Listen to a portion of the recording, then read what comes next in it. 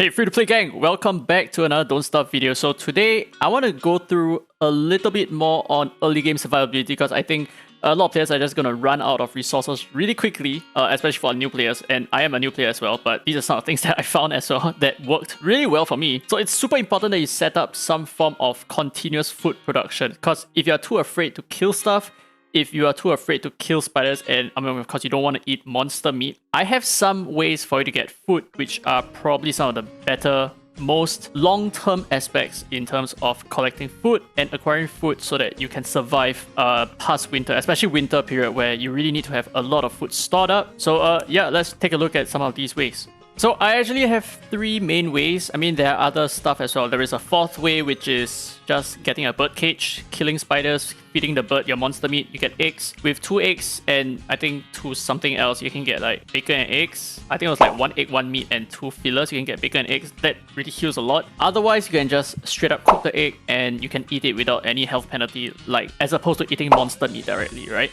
So I got 3 other ways, one of which is via nighttime. So you can actually start farming food in the night when you're just busy doing other things in your own base. The other 2 ways would be more daytime related stuff. So let's check out all of these ways. Okay, so we're back at our base and we're gonna pick up oh my god, he's so loud. Glommer is so loud. Okay, we're gonna pick up the eyebone so Chester will follow us. Okay, so the first way is actually bees. So bees are an insanely easy and insanely cheap way for you to get a lot of extra honey so that you can make a lot of stuff in a crock pot. You can also eat honey directly for some healthy gains and all that. But before that, we actually want to make a beefalo bell so that we can attract a beefalo to our base. And we're not going to eat him, of course. We're just going to make use of him to produce manure for us on a consistent basis so that we can use it to fertilize stuff. So that is going to be one of the ways that we can acquire food in the early game. Okay, but first, we need to craft a bug net. Actually, we need a couple of bug nets, so we need more than 2 silk. We need to get another 2 silk, which means we will have to find a couple more spiders and just hopefully get their silk along the way. So going by our map, we do have a couple of... Oh, we have more than enough spider dens around. Okay, so that's going to be enough. Oh, look, we have a bee here. We can actually go ahead and just catch it right now. Yeah, so we're going to catch some bees because we're going to use these bees to craft a bee box, and the bee box is going to allow us to harvest a lot of honey without having to kill bees in the future, without having to like mess up with their hives and all that, right? We don't want to kill their hives, or at least we don't want to destroy their hives. Okay, so let's pull out the spear, kill a bunch of spiders. Hopefully we just need to get 2 silk, man. Come on, make it easy. Make it easy for me. Make it easy for me. Uh-oh, I said easy, bro. Nope. Oh no, they're going after my Chester right now. Rip, I'm so sorry, Chester. You're gonna have to tank for a little bit. Uh-oh. Oh my goodness. Come on. Kill. Very nice. Okay, that was so messy, dude. Okay, but at least now we have enough silk. Alright, one more thing. We did get a bunch of light bulbs from the cave exploration just recently. We want to make use of that to actually craft us a light source, which is a very, very helpful light source, and that is the lantern. This is probably the best form of light because it is super bright, it lasts very long, and it's very cheap to replenish. So yeah, very, very nice stuff. And we're still waiting for a bird to drop in our trap. Rip. So I'm starving a little bit right now. Oh, nice. Speak of the devil, or rather speak of the bird. Okay, so with the bird here, I mean, I'm like jumping here and there, but we want to imprison the bird so that we can just feed him monster meat, and the bird will just return us eggs. Fresh eggs as well. So really nice way to... Oh no, he's asleep right now. I was just saying, man. Really nice way for you to cycle through your food. In case your food is spoiling, you can just convert it into eggs. There you go. And put it into the icebox because we don't need it right now.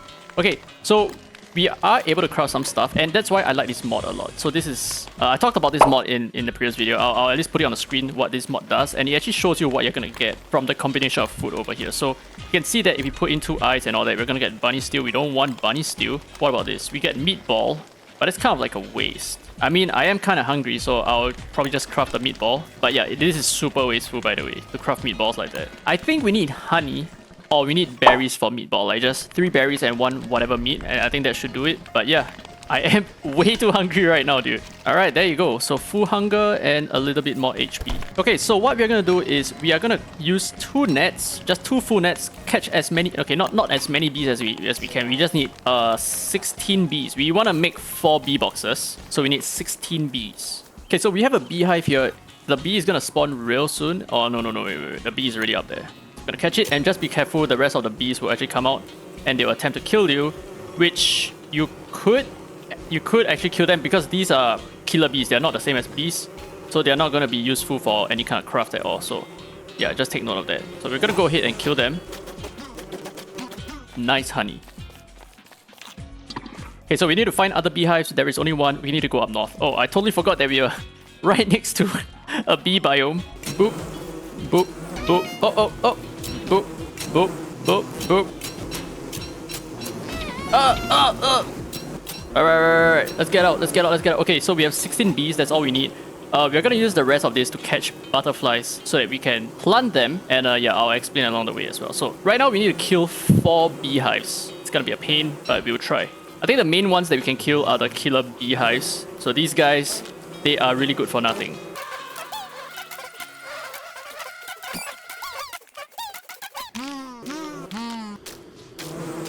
Oh, damn it. Come on, man. Alright, and what we need from the beehive is the honeycomb. And any of these beehives, they will drop a honeycomb. But we only want to get it from, I think, like, the killer beehives because, like I said, those really suck. But it seems like there is only one killer beehive here, which means we might have to take out the rest of the beehives here, or at least another 3 more.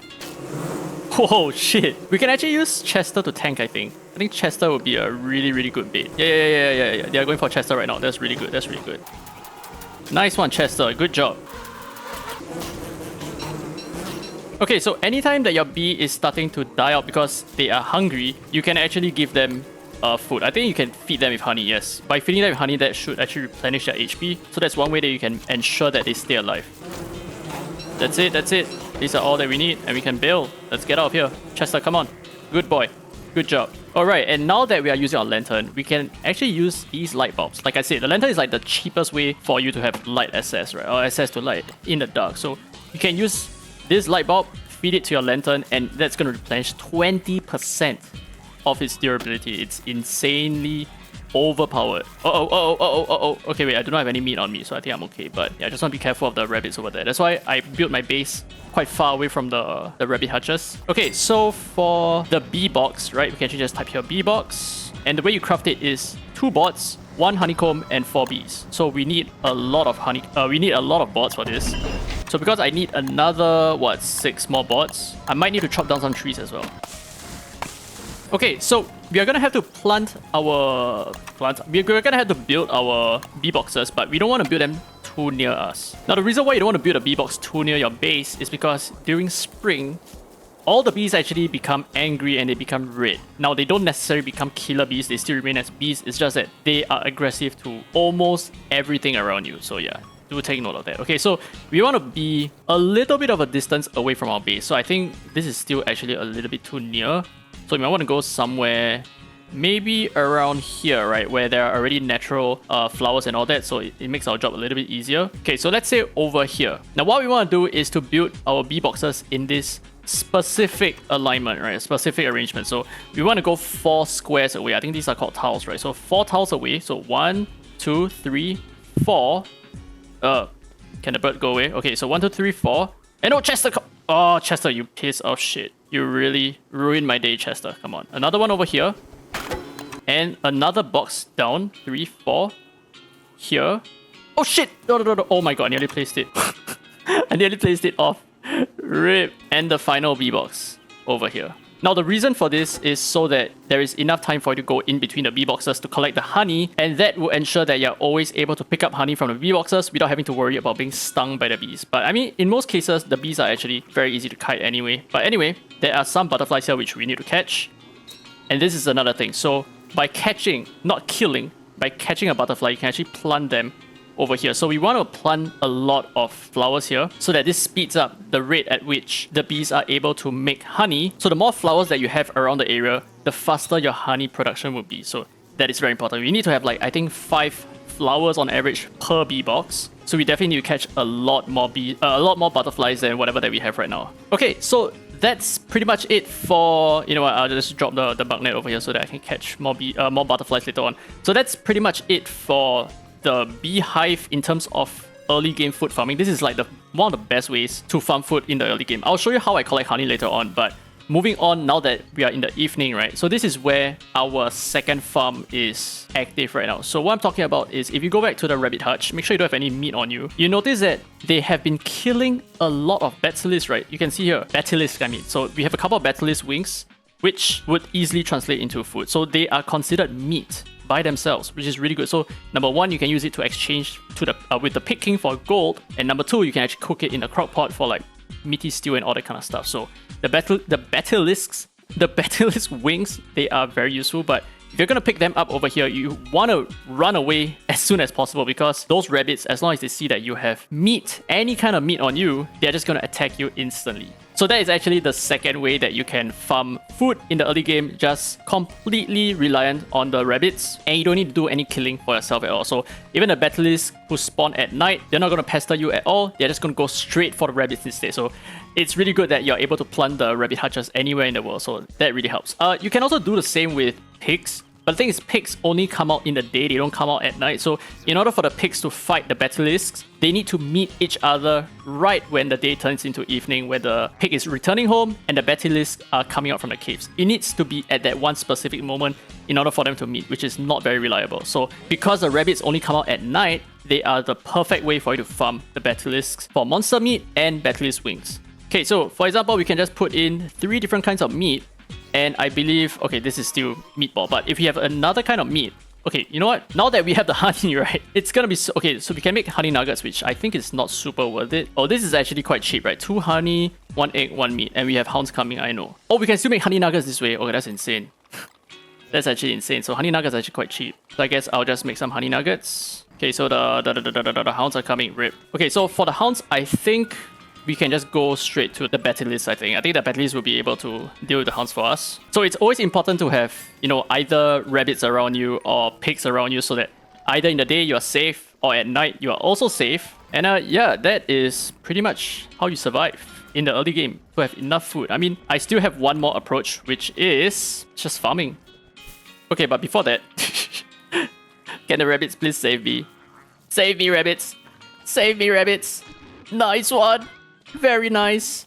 And the best part is when when the day starts, when the morning comes, the rabbits are just going to go back home and we can pick up the meat with a peace of mind. So this the rabbits are so OP, dude. But yes, please do not pick up the meat right now. It's super dangerous. Alright, there we go. They're going back home. Very nice. And so we can pick up the meat with no fear whatsoever. Okay, so I think 1 monster meat and... No, wait, this is still not the way that you make meatball. Why is it so difficult to make a meatball? I don't understand.